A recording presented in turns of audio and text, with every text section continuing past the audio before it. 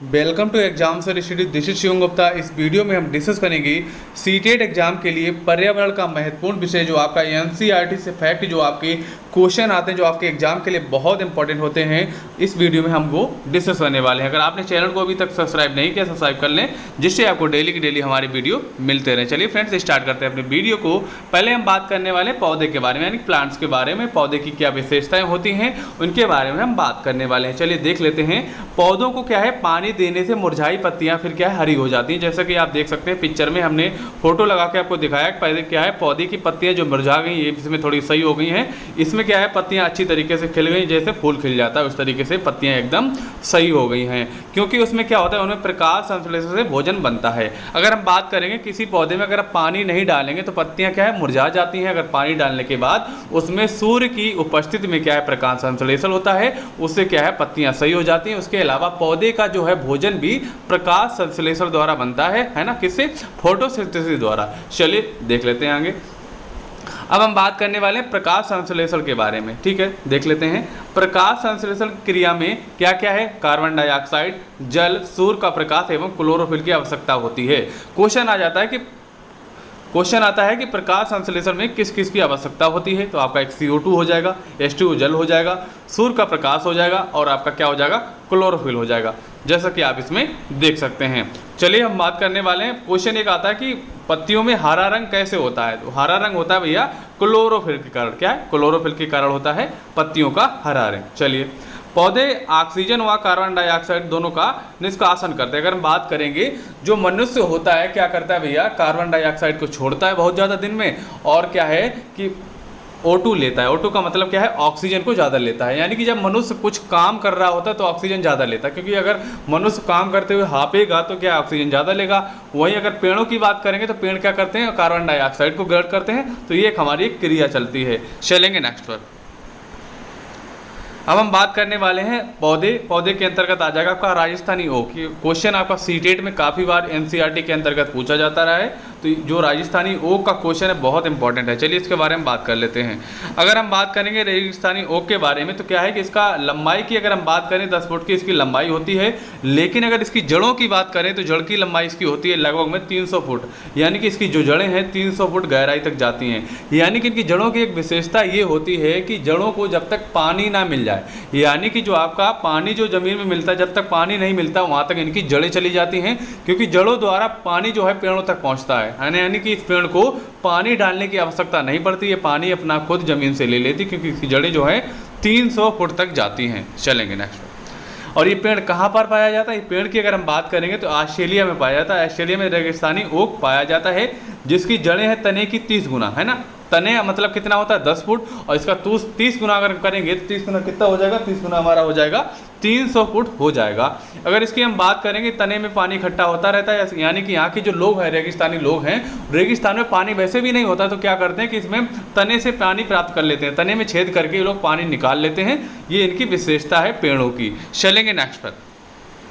Next हम बात करने वाले हैं सूखे पत्तों से चित्र। सूखे पत्तों से चित्र किसने बनाया था, हम बात करने वाले हैं विष्णु चिंचालर के बारे में। ये कहाँ रहते थे भैया, इंदौर के निवासी थे, मध्य प्रदेश में रहते थे। इन्होंने क्या किया था कि सूखों पत्तों से ही वे चित्र बनाते थे, जो आपका एनसीईआरटी में दिया हुआ है। तो एनसीईआरटी से आपका सीटेट में सारे क्वेश्चन पूछे जाते हैं। आप इनका एक नमूना दे सकते हैं। इन्होंने भैया चित्र बनाया है किससे, सूखे पत्तों द्वारा। किन्होंने बनाया, विष्णु जी ने बनाया है। चलेंगे नेक्स्ट पर। नेक्स्ट आपका क्वेश्चन है कि मधुबनी चित्रकला। अगर मधुबनी के बारे में बात करते हैं, ये बिहार की आपकी फेमस चित्रकला है। बहुत बार क्वेश्चन पूछा जा चुका है। इसकी अगर बारे में बात करें तो मधुबनी जो चित्रकला है बिहार के मधुबनी जिले सैफैली से है। कहाँ पर है, बिहार के मधुबनी जिले सैफैली से लिया गया है। इसके बारे में अगर बात करें तो कैसे बनाई जाती है, इसमें क्या है कि चावल के घोल में रंग नील हल्दी मिलाकर इंसान, जानवर, पेड़, फूल और पक्षी, मछलियों व अन्य जंतु को साथ में रखकर चित्र बनाए जाते हैं। यानी कि सभी के चित्र बनाते हैं, जानवर के भी चित्र बनाते हैं, इंसान के भी बनाते हैं। उसके अलावा आप देख सकते हैं मछलियों के भी चित्र बनाते हैं। किसमें, मधुबनी चित्रकला में, जो कि बिहार की फेमस चित्रकला है। चलेंगे नेक्स्ट पर। नेक्स्ट बात करने वाले हैं हम परागकण के बारे में। परागकण के बारे में हम बात करने वाले हैं। चलिए देख लेते हैं। पंखुड़ियों के अंदर फूल के बीच में कुछ पतली पाउडर जैसी रचनाएं दिखाई देती हैं, जिन्हें हम पराग कहते हैं। परागकण क्या है, पाउडर जैसे होते हैं। परागकण प्रक्रिया जिसके द्वारा पौधे प्रजनन करते हैं। चलिए आप देख सकते हैं फूल है, फूल में आप डंडी सी देख रहे हैं, इसमें क्या होता है कि पाउडर जैसा होता है जिसे क्या कहते हैं, परागकण कहते हैं। इसी द्वारा पौधे में क्या होता है, फूलों द्वारा क्या है, प्रजनन होता है। अब कैसे होता है, अगर आप देखेंगे तो पौधे के फूल के ऊपर कौन बैठता है, मधुमक्खियाँ बैठती हैं, भंवरा बैठता है। भंवरा एक फूल पे बैठ के दूसरे फूल पे बैठता है, जाके क्या है उसमें जो इसका पाउडर लग जाता है। जब दूसरे फूल में बैठ जाता है, इसमें फूल दो प्रकार के होते हैं, एक होता है मेल, एक होता है फीमेल। मेल फीमेल से एक दूसरे से ट्रांसफर होकर क्या होता है, इनका प्रजनन हो जाता है ना। ये तरीका होता है प्रजनन। एक तरीके से और होता है आंधी के द्वारा, हवा द्वारा होता है। हवा द्वारा जो है पाउडर एक फूल से दूसरे फूल में उड़ के चला जाता है, तब भी प्रजनन होता है। तो ये क्रिया आपकी है परागकण की या प्रजनन की। चलेंगे नेक्स्ट पर।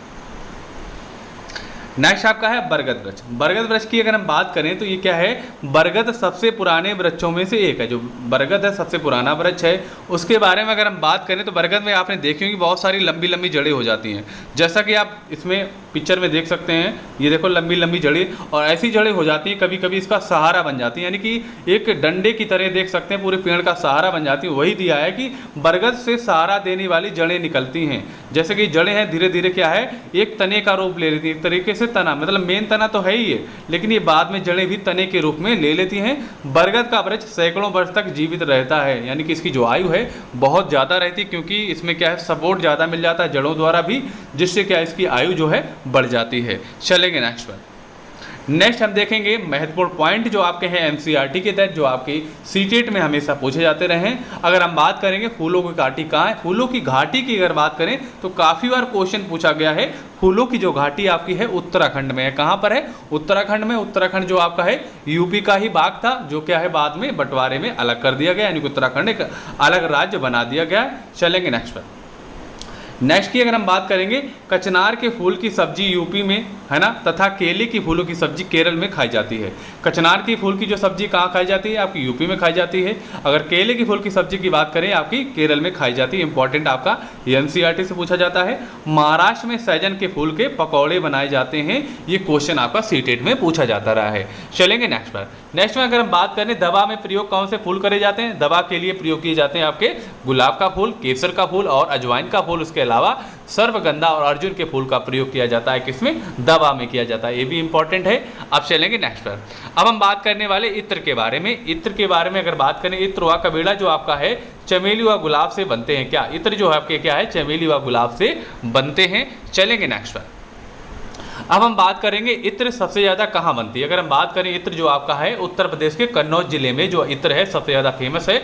जो फेमस क्यों है, क्योंकि यहाँ पे भैया बहुत पुराने दिनों से जो क्या है इत्र बनाई जाती है। जो है सबसे अच्छी इत्र जो भारत की है ना, वो कन्नौज में बनाई जाती है। चलिए इसके बारे में अगर हम बात करें तो क्या है, इत्र फूलों का शुद्ध अर्क होता है। यहाँ पे जो गलत टाइपिंग है अर्थ लिखा है, जो अर्क होना चाहिए। क्या इत्र जो है फूलों का शुद्ध क्या है, अर्क होता है। फूलों का क्या है, अर्क लगाया जाए। यहाँ पे जो कन्नौज में है बहुत सारी फूलों की खेती की जाए, जिससे क्या है उनका अर्क निकाल के क्या है भट्टियों द्वारा जो है क्या है इत्र बनाई जाती है। ये क्या है आसवन विध से बनाया जाता है। जो इत्र है आसवन विध से बनाई जाती है। रात में जो खिलने वाले फूल होते हैं कैसे होते हैं, सफेद व सुगंधित होते हैं। जो रात में जो फूल खिलते हैं ना, उनका एक तरीका ये है कि सिस्टम ये है कि उनके बोल सकते हैं कि वो सफ़ेद ही होंगे। कलर जो उनका है सफ़ेद होता है और ये क्या है सुगंधित होते हैं। चलिए, नीम, कीकर व खेजड़ी वृक्ष में कीड़ा नहीं लगता है। अगर हम बात करेंगे नीम के वृक्ष में और कीकर के वृक्ष में, उसके अलावा खेजड़ी के वृक्ष में क्या है कीड़ा नहीं लगता है। खेजड़ी के वृक्ष के बारे में आपका वीडियो नेक्स्ट आने वाला है, जिसमें आपको हम डिटेल में बताएंगे खेजड़ी के वृक्ष के बारे में। अगर आप फ्रेंड्स बात करें वीडियो के बारे में, अगर वीडियो अच्छा लगा तो अवश्य लाइक करें। आगे हम देख लेते हैं। अब बात करने वाले हैं कि गुलाब अगर आपको बनानी है क्या, अगर सर्दियों के लिए आपको एक वैसलीन टाइप की बनानी है तो क्या करना है, आपको गुलाब जल लेना है, आपको ग्लिसरीन मिलानी है, उसमें नींबू का रस मिलाना है। इसको अगर मिक्स करेंगे तो सर्दियों में क्या है त्वचा नहीं फटती है। ये आपका पुराना तरीका है जो आपको एनसीईआरटी बुक में मिल जाएगा। पीपल का जो पौधा है मकान की दीवार पर उग जाता है। काफ़ी जगह आपने देखा होगा कि गांव वगैरह में हर जगह देखा होगा कि पीपल का पौधा है दीवार में भी उग जाता है। अगर बात करें केरल को मसालों का राज्य कहा जाता है ना। ऐसे ही अगर बात करें फूलों की घाटी किसको कहा जाता है, उत्तराखंड को कहा जाता है। और पीपल का पौधा क्या दीवार पर उग जाता है। उसके अलावा अगर बात करें, अगर आप स्किन क्रीम बनाना चाहते हैं सर्दियों के लिए फटे ना, तो क्या है गुलाब जल और ग्लिसरीन नींबू का रस मिला के इसको आप बना सकते हैं। दोस्तों अगर आपको वीडियो पसंद आए तो वीडियो को अवश्य लाइक करें, ज़्यादा से ज़्यादा शेयर करें। अगर चैनल को सब्सक्राइब नहीं किया सब्सक्राइब कर लें। आपको मिलेंगे अपने अगले वीडियो के साथ, तब तक के लिए जय हिंद, वंदे मातरम साथियों।